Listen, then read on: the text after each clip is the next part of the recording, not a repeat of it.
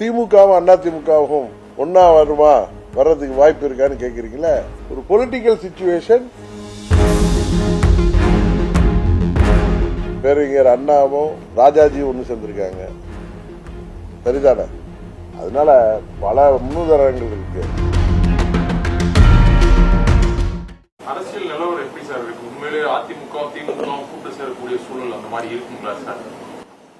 இல்ல, இதெல்லாம் முன்னாடியே நம்ம கணிச்சு சொல்றதுக்கு நான் ஒன்றும் மெட்ரலாஜிக்கல் டிபார்ட்மெண்ட்லயும் வல்லுநரும் கிடையாது, ஜோதிடரும் கிடையாது. சூழ்நிலைகள் முடிவு செய்யும். இப்ப யாராவது நீங்க யாரும் எத்தனை முறை என்ன பார்த்துருக்கீங்க விஜய் ஆட்சிக்கு வருவாரான்னு நீங்க யாரும் சொன்னீங்களா? என்ன கூட கேட்டீங்க, இவர் தான் கேட்டார், நீங்க விஜய் தலைமை ஏற்றுக்கு போவீங்களான்லாம் கேட்டார் என்கிட்ட. ஒரு கட்சி வந்திருக்காரு, அவருக்கு பாப்புலாரிட்டி இருக்கு, அவர் கூட கூட்டணி போனா என்ன இருக்குன்னு தான் நான் கேட்டேன். அதே நேரத்தில் சொன்ன நான் அங்கே போவேங்கிற எண்ணத்தில் சொல்லலை, இதே இடத்துல சொன்னேன். என்னுடைய தேசிய ஜனநாயக கூட்டணியை விட்டு வெளியேறிந்தாலும் என்னுடைய முதல் சாய்ஸ் தேசிய ஜனநாயக கூட்டணி தான் அன்றைக்கு சொன்னேன். அப்போ கூட நீங்க திமுகவோட போவீங்களா விஜயோட போறீங்களா இவர் தான் கேட்டார்.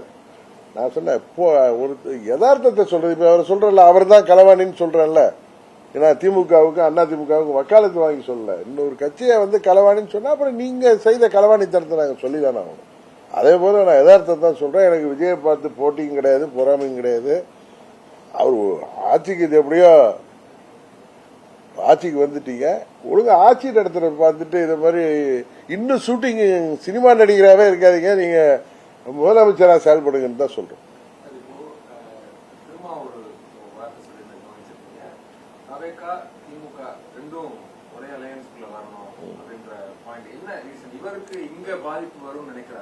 இல்ல இல்ல அவர்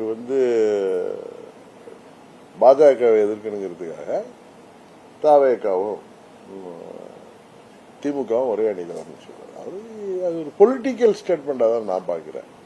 அதே மாதிரிதான் திமுகவும் அதிமுகவும் ஒன்னா வருமா வர்றதுக்கு வாய்ப்பு இருக்கான்னு கேக்குறீங்களா? ஒரு பொலிட்டிக்கல் சிச்சுவேஷன் யாரை வேண்டுமானாலும் ஒன்று சேரும்.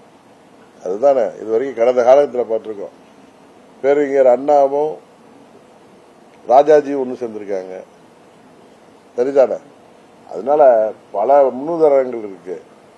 அதனால நீங்க இதையெல்லாம் இது நடக்குமா அது நடக்குமா இது கூடாதா அப்படிங்கிறது. இப்ப திமுக கூட்டணியில ஜெயிச்ச கட்சிகளை தன் பக்கம் இழுத்து இல்ல அவர்கள் போய் ஆதரவு கொடுத்து அமைச்சர் பொறுப்புல தாவேகா கூட்டணியில இருக்கிறது நியாயம்னா எந்த கூட்டணியும் நியாயம்தான்.